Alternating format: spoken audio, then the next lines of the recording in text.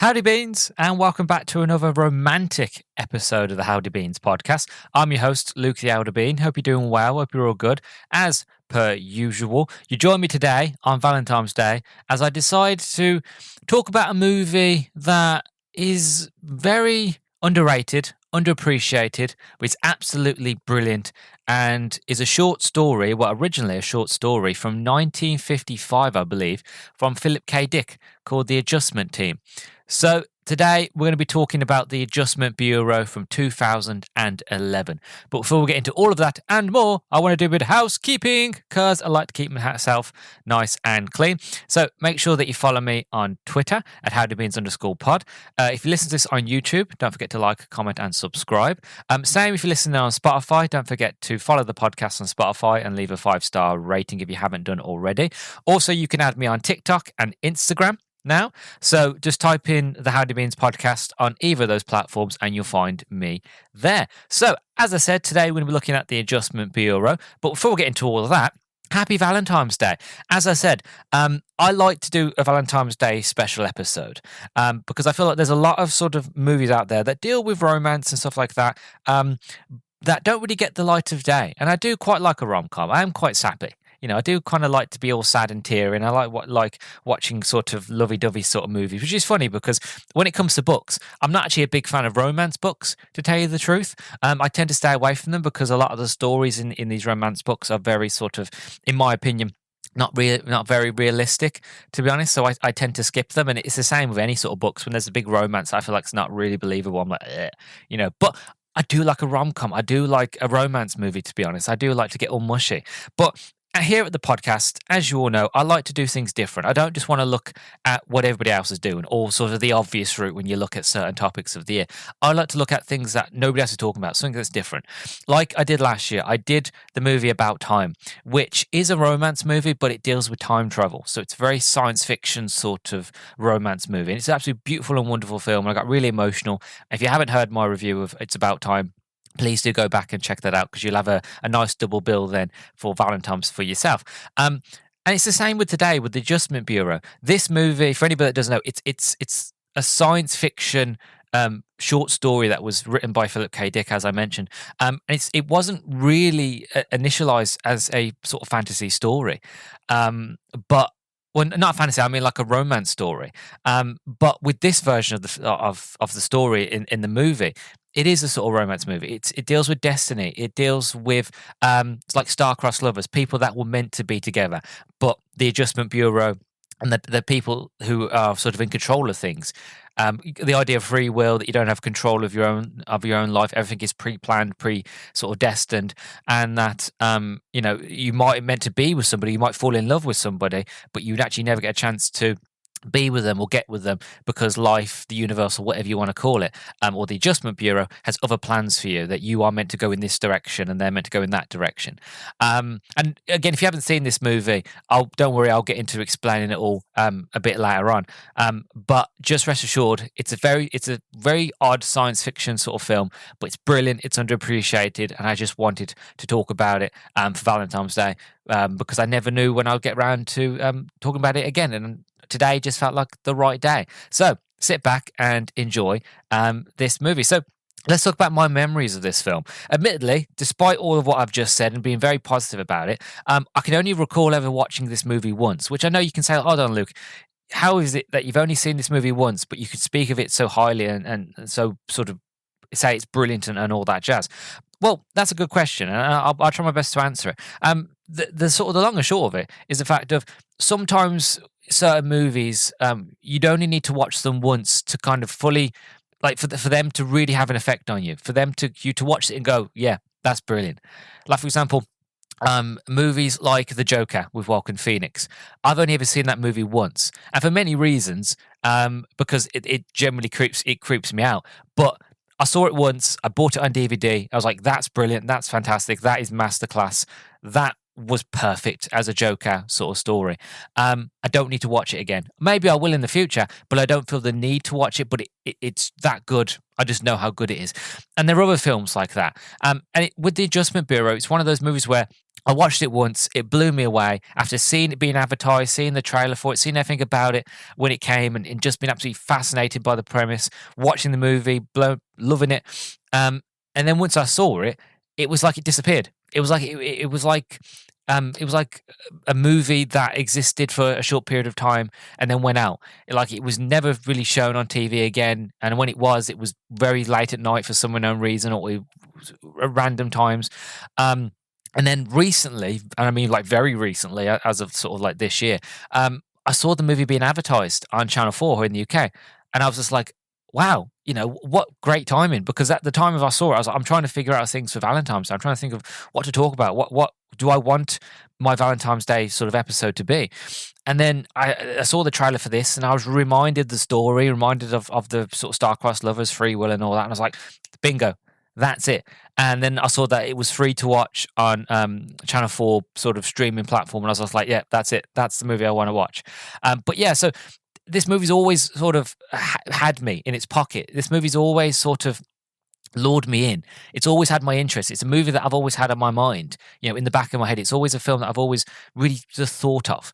Thought of the story of how brilliant Matt Damon is in this film, how brilliant the idea and concept of the Adjustment Bureau and the people that work in it and the stuff they do and stuff like that. And it's just one of those where you're like, wow, this movie is just so good, but I don't understand why other people aren't talking about it. And again, it goes back to what I was saying about this podcast, is the fact that that's what I do here. So for me, it rang all the bells.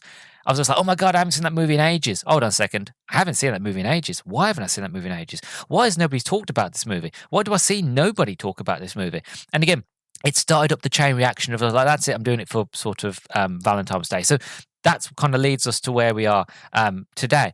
So that is my memories of this movie. As for the synopsis, so it goes as follows. So just as he is on the brink of winning a Senate seat, politician David Norris meets a ballerina named Ellie.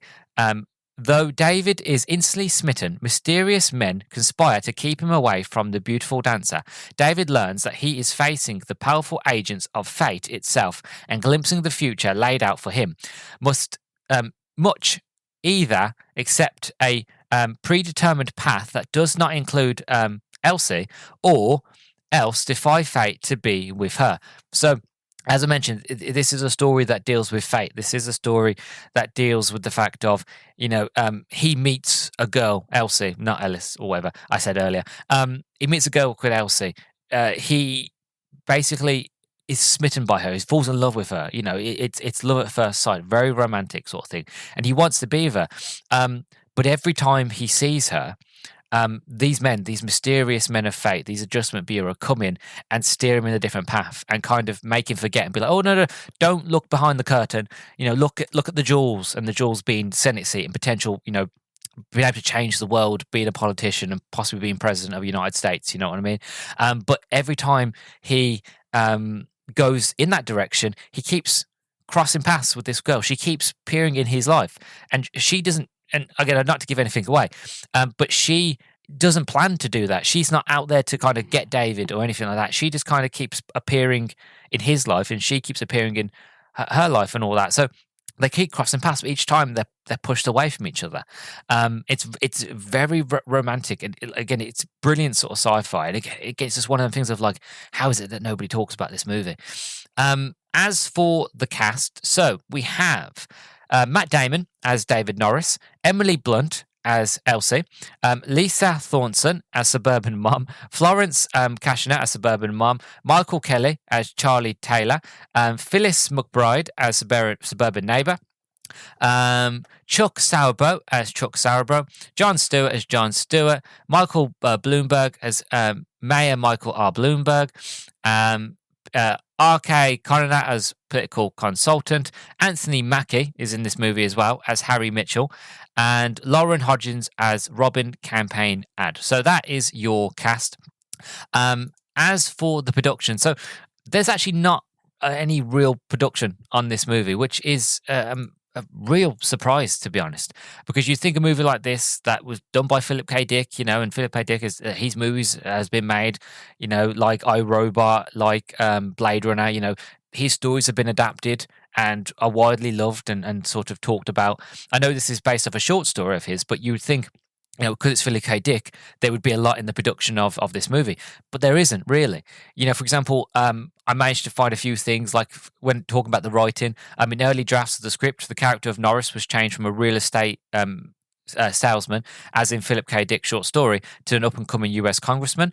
During filming, writer-director George Nolfi worked with John Toll as his cinematographer. Shots were planned with storyboards, but changed often during shooting to fit the conditions of the day. The visual plan for the film was to use a dolly or crane to keep camera movement smooth and employ a more formal style when the adjustment bureau is in full control, and to use handheld cameras and allow things to become looser when the bureau is losing control.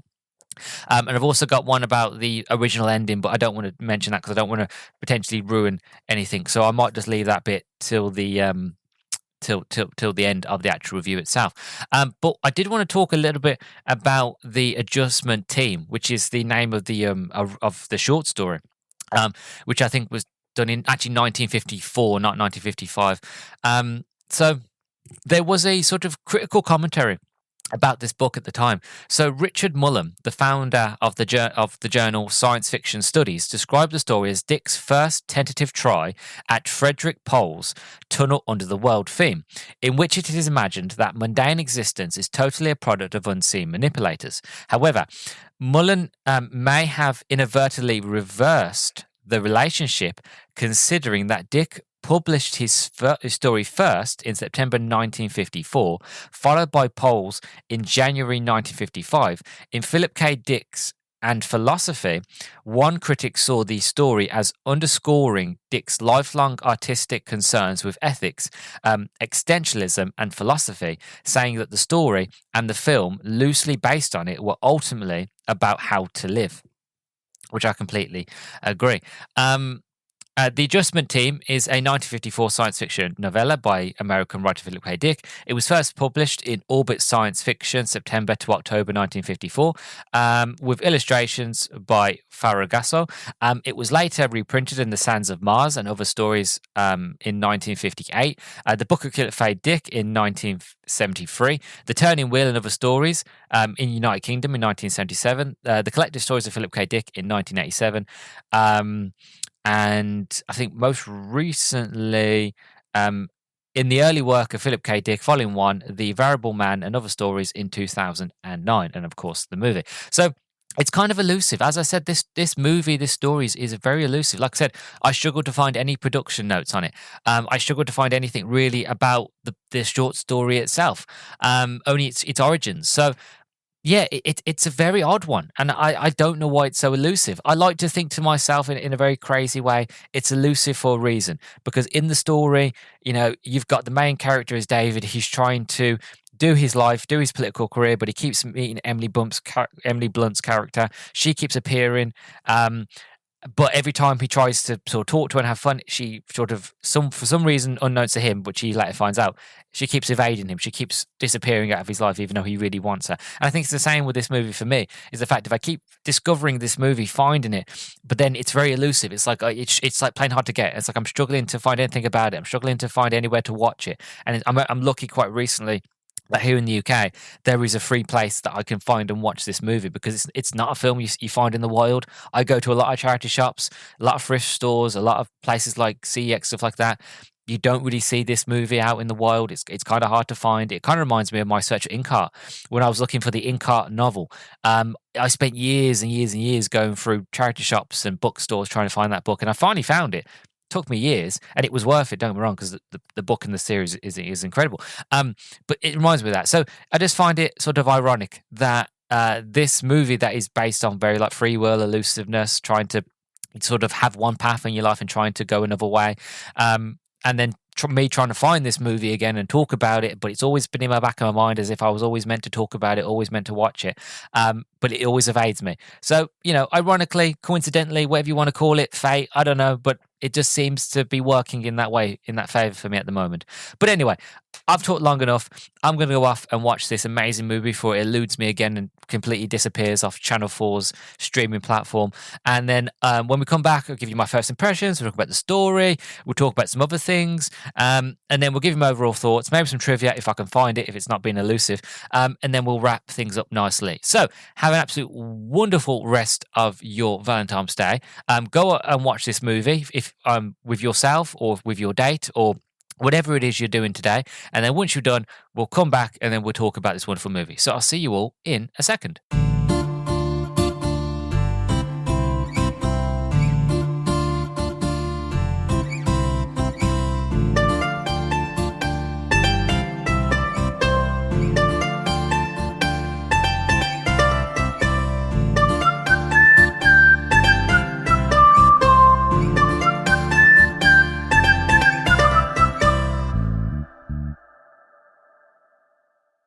And welcome back, everybody. So one thing I want to do with this review before we really get into it is I want to implore everybody listening right now to go watch this movie.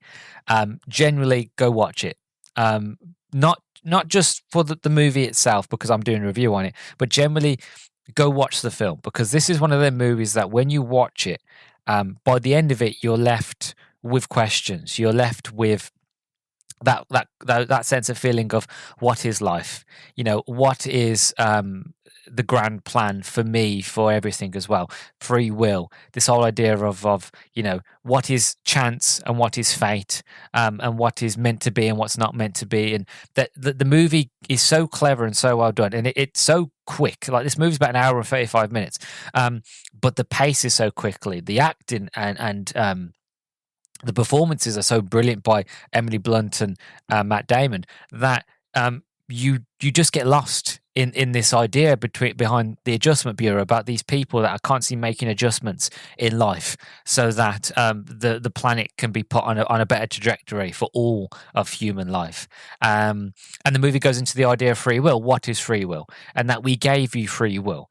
Many times we've given you free will, and then you gave us the Roman Empire, and then you tried to burn the world down, and you give us the Dark Ages. So we came back in, and we gave you sort of the Industrial Revolution, the Renaissance, the Age of Enlightenment, and then we left again at 1910, and then we gave you control back, free will. And then you made World War One, the Holocaust, the Cuban Missile Crisis, World War Two. The list can go on and on and on, and potential nuclear war. So then we had to step back again, and it's this idea of we only give the perception of free will, but really you can decide what toothpaste you use or what drink you order at lunch, but really we make the decisions, we make the adjustment, we just give the illusion of free will. And this movie is incredibly clever, and the way it deals with the Bureau, the way it deals with it deals with faith, deals with religion, but without really shoving it in your face, without really saying, oh, this is God or these are angels. Like, it doesn't go into all of that, and I don't want to spoil anything for the movie, but it doesn't hit you on the head and be like, this is what it is. It's like, no.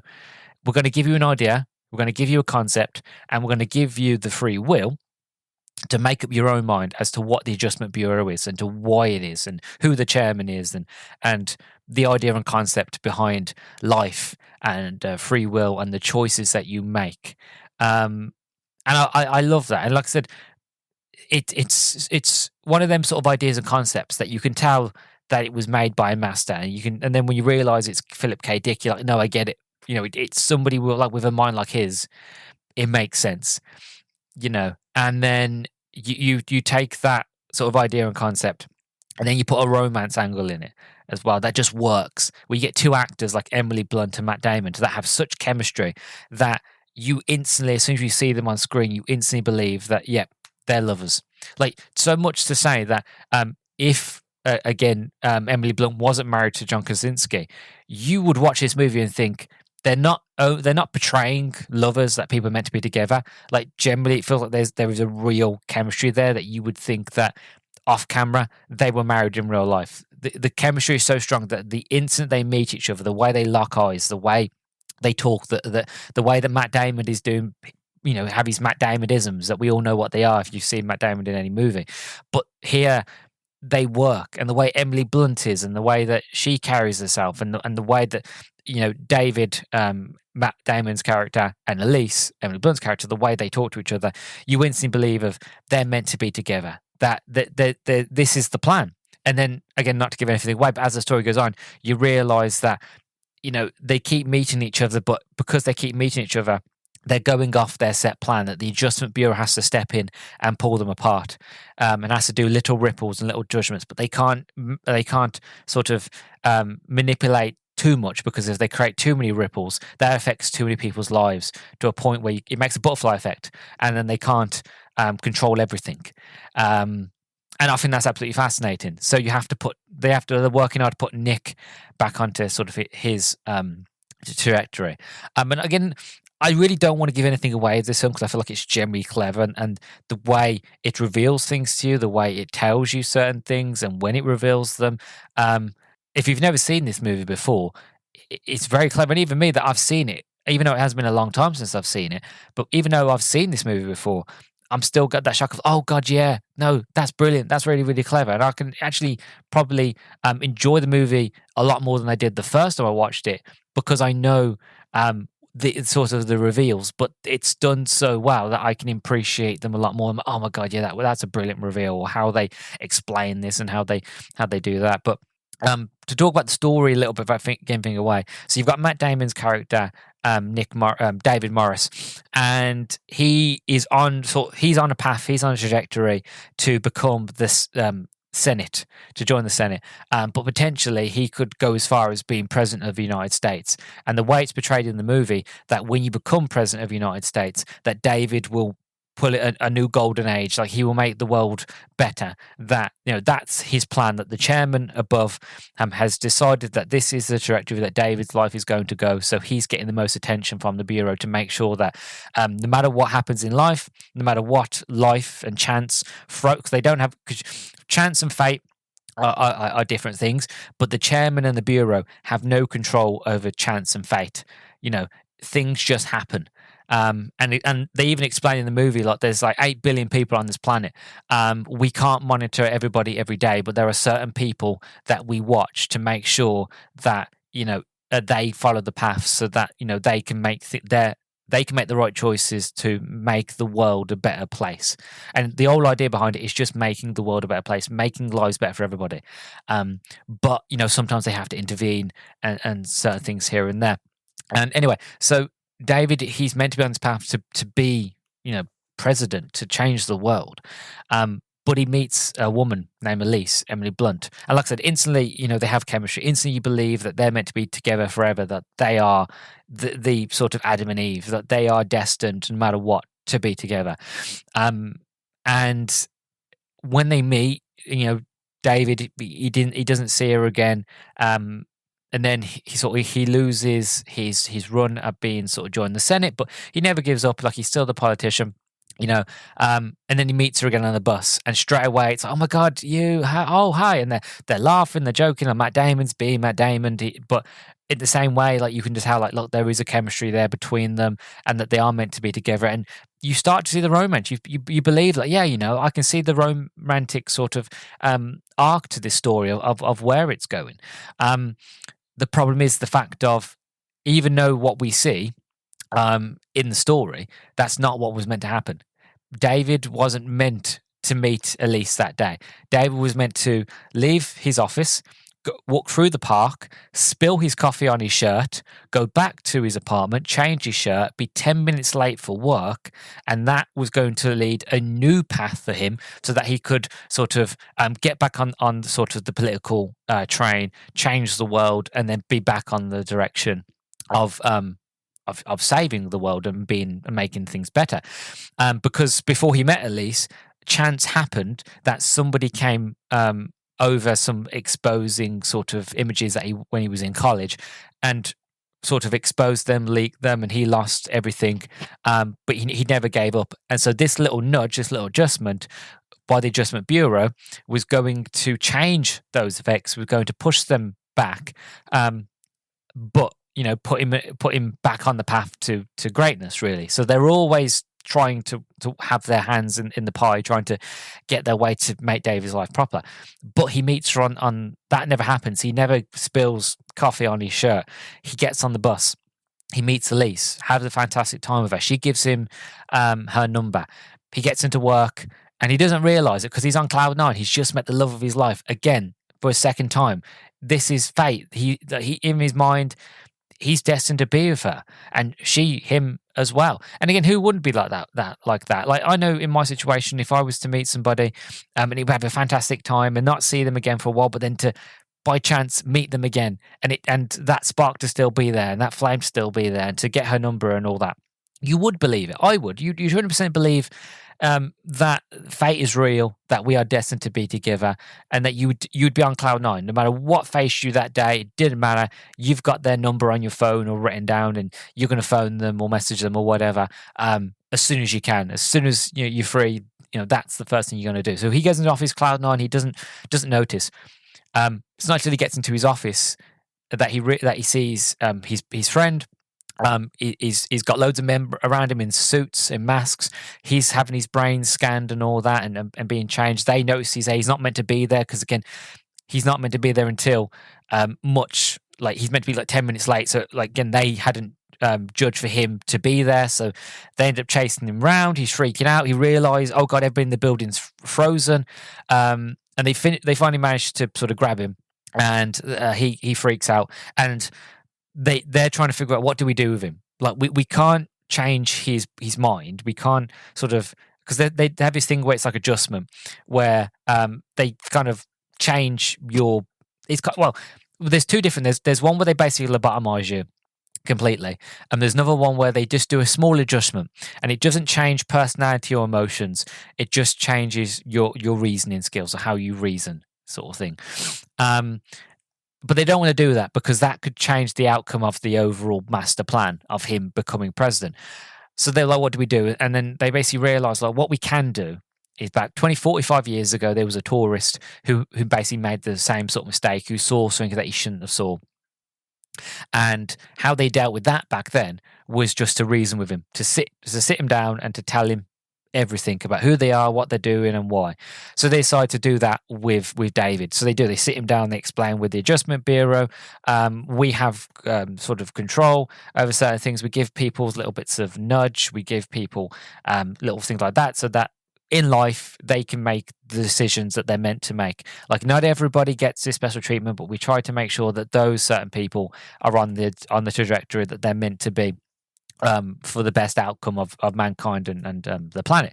And David's taking this all in, and he's like, yeah, but what's that got to do with Elise? And he goes, well, you wasn't meant to meet her. He goes, what do you mean you wasn't meant to meet her? I met her twice. Why?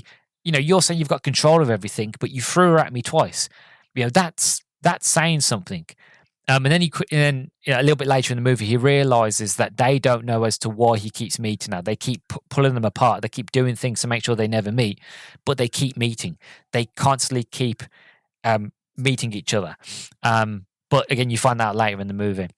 But they basically say to him that, look, if you tell anybody of what we've told you, we're just basically going to change your mind completely. Your whole family and friends will just think you've gone crazy, and we'll just, that's it. The whole thing's gone.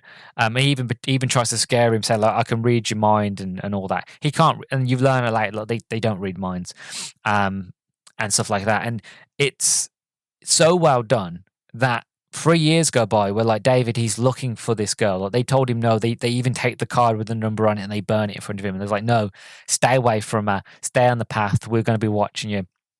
But for 3 years, he's looking for her, until by chance he meets her again. And again, I don't really want to get into it too deep. But it's so well done, so clever. And as the movie goes on, and you start to reveal more of the layers of what the Bureau are, why they're trying to do what they're doing, and the effects that the Bureau has on David's life, and that he's constantly looking over his shoulder, like being like, look, why does it matter? Like, I just want to be happy. I want her to be happy. And, every time that we meet, it's like we've never been apart, and then they talk about chance and fate and all this sort of jazz. And it's just interesting. It really is. This takes the idea that they wear these hats, and these hats allow them to go through doors, and that if they press it clockwise, they can go through any door and pop up anywhere. Or if they press it anti-clockwise, it takes them to their building, their bureau, their office, or whatever you want to call it. And it's fascinating. Like, the world building is so well done and so brilliant, that I don't need you. How can I explain it? You learn enough about what the bureau is and what they do, but you don't learn too much where the magic has gone. They basically, you don't peek behind the curtain completely to find out how the magic is done, but you learn enough where you understand, you get an understanding, and I get somewhat appreciation of what they're trying to do. Like, you get it, like, yeah, I understand what they're trying to do, and David understands what they're trying to do, but he is trying to also figure out as to, like, look, but we're meant to be together. We are.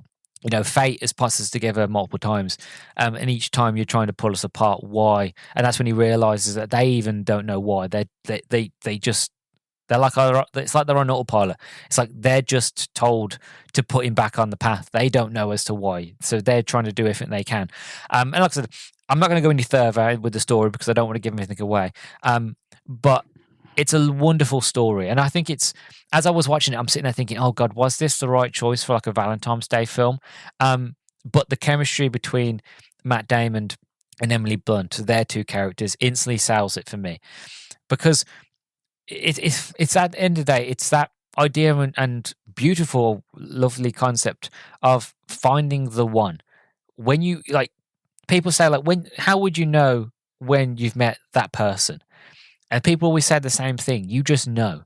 And it's one, like, I feel like I've found that person many times in my life. I'm a bit of a hopeless romantic, to tell you the truth. There are many moments where, like, I feel like I found it with somebody.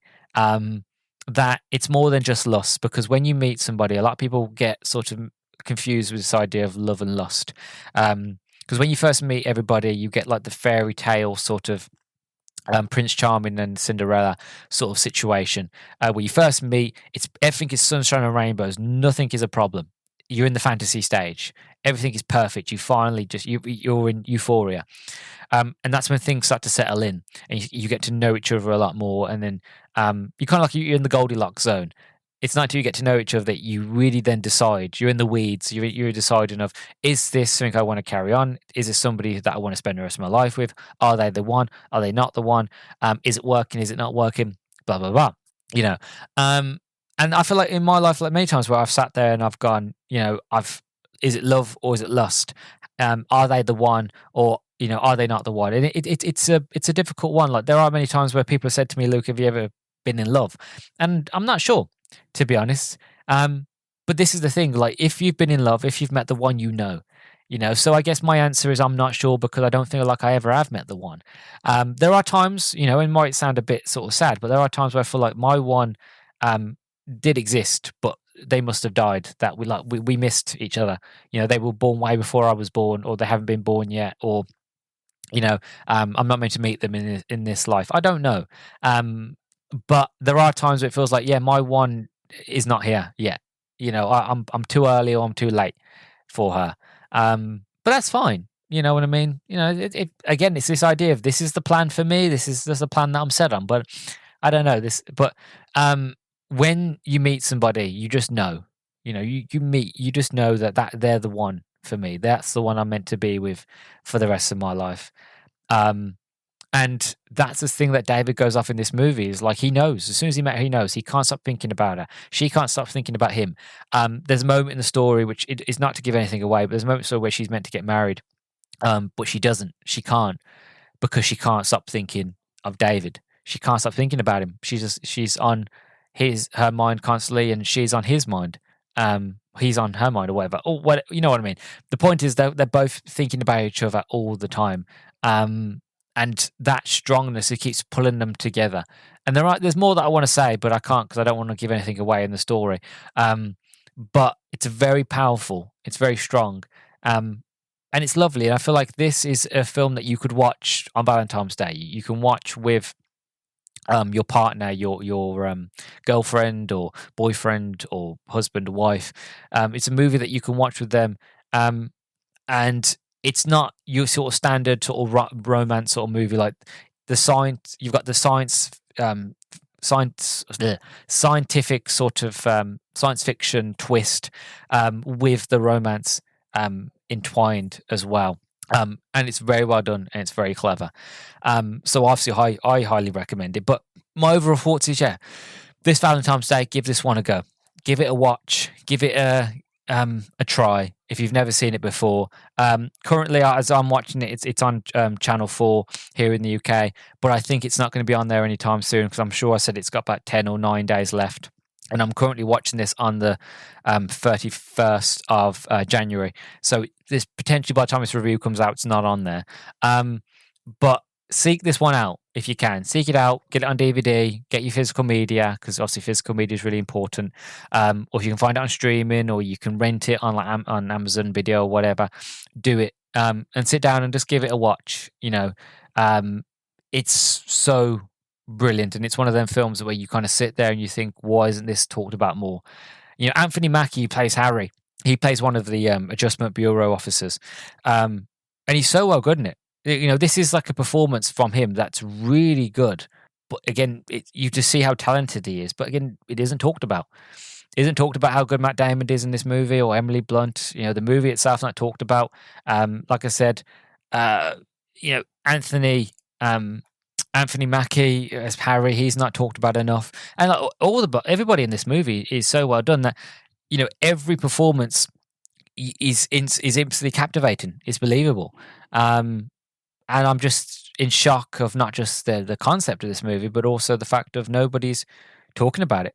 And I can't understand why, because it's brilliant. It's fantastic, and it deserves a lot more. I don't know. It deserves a lot more eyes on it. So do yourself a favor. Give this movie a watch. You will not be disappointed, either today for Valentine's Day or much later on. But you deserve it to yourself to go watch this film because it is very, very brilliant. And I love it. So that's all I've got to say about the movie. As for sort of a bit of trivia before we sort of wrap things up.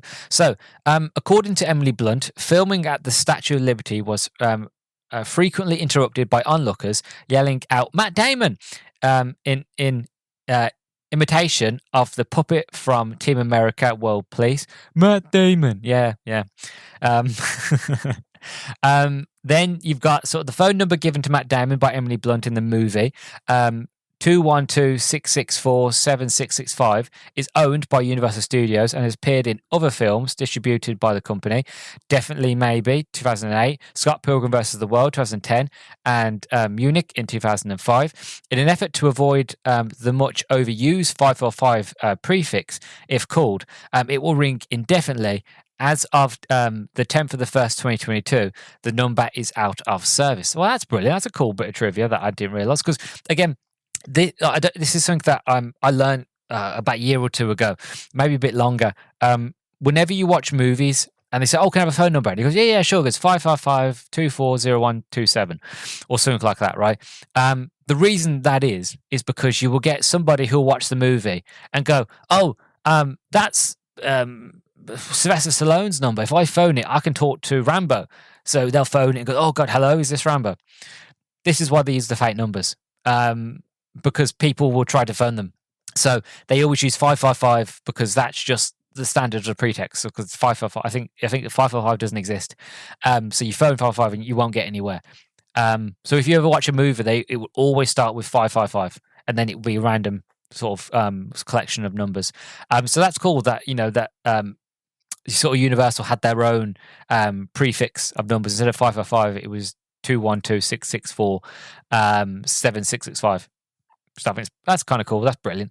But it's out of service now, so if you phoned it, it won't work anyway. Some of Emily Blunt's dancing scenes were completed using a body double. Dancer Alicia Scischetti of the Cedar Lake Company, with the actress' face being digitally placed on the dancer's body. Oh, see, no, that I didn't see. I generally thought it was Emily Blunt doing the dancing, because she does a lot of her own stunts in movies. So I thought that she would have took dance classes, and because it does look like but obviously they've digitally put a face on, but like it does. You would believe that it was Emily Blunt doing it, and knowing what I know about Emily Blunt, I would have assumed she would have done it herself. But either way, the names of the three main characters of the Adjustment Bureau of Thompson, Richardson, and Harry play on the term Tom, Dick, and Harry, which is slang for any anonymous person. Philip K. Dick is also the writer of the short story the movie is based on. Outside of the bar, written on the wall, is 24 hours in a day, 24 beers in a case. Coincidence? I think not. A quote by Paul Newman. One of the production companies for this film is Electric Shepherd Productions, so named for the novel Do Androids Dream of Electric Sheep, source of the movie Blade Runner, who was also by Philip K. Dick, who also wrote the short story The Adjustment Team, on which the film is based. The first of three films Emily Blunt has been in where characters try to change the future, the other two being Looper from 2012 and Edge of Tomorrow. Looper's a movie that I've only ever seen once. And I remember the concept behind it, but I don't remember why. And when I say why, I don't mean like, oh, why I remember the concept. I understand what the movie was about. Like, I got that with Joseph Gordon-Levitt and Bruce Willis and all that. But I just can't remember what the movie was about, if that makes sense. Like, I just know that he was a bounty hunter that killed people in the future, and then he was marked for death. So his younger self had to kill his older self, but then his younger self couldn't do it. Because he hesitated, and then something happens after that. And after that, I don't really remember. I forgot that Emily Blunt was even in that movie. As for Edge of Tomorrow, is a brilliant film that really should have been called Live, Die, Repeat, which was the original name for it till they changed, but should have stayed that. But is a movie that I've been waiting for a sequel for a long time, and I think finally we might get one this decade, or what's left of this decade, or potentially 2030. Who knows? But fingers crossed we get a sequel to that movie because it's brilliant. And obviously Tom Cruise isn't getting any younger. In his speech at the 2011 White House Correspondents' Dinner, President Barack Obama responded to the criticism from star Matt Damon with, Matt Damon said he was disappointed in my performance. Well, Matt, I just saw The Adjustment Bureau. Oh, that's kind of funny from Barack Obama, but the movie wasn't that bad. But yeah, that is all for your trivia. So yeah, as you can tell, I love this movie. I do. I think it's absolutely smashing. I think it's brilliant. The ideas, the concepts, like I said, I've been intentionally vague because there are certain things in this movie that you want to figure out and explore yourself. Because by the end of it, you want to be left with asking questions as to the who, what, and why. You know, what is life? What is the meaning of love? What is the meaning of chance? The meaning of fate? You know, our decisions, things like that. Not to have like an existential crisis or anything like that. I don't want anybody freaking out. But these are good philosophical questions to have. You know, because it really grounds you and gets you to look around and really appreciate life, to appreciate the things that you have, the decisions that you've made, the idea and concept of a dream, you know, because everybody has dreams. You know, we all have dreams. And for some people, they go and have these dreams and they complete them and they get to where they want to be and they're happy and they've achieved their dream and they live their dream. Some people don't. Some people don't get to live their dream. But there are most people who will be on their path to have that dream that they have. But along the way, they meet people, or they have one job, or they find themselves doing something else. Like with me, for example, I had the dream. I went to college and university. I was on the track to do virtual reality, augmented reality, to go into game design, to be on the bleeding edge of tech. And with that qualification, I could have gone all around the world. I could have gone to Europe because I'm an English-speaking person with an English-speaking qualification. I could have gone to places like Germany. And, you know, worked with tech companies there and earning huge salaries. I could have gone to America and do game design and software development and stuff like that. I could have gone into IT if I wanted to, and making thousands and thousands of pounds and driving nice cars and have a nice big fancy house. But other things had happened in life and COVID and other sort of things and that.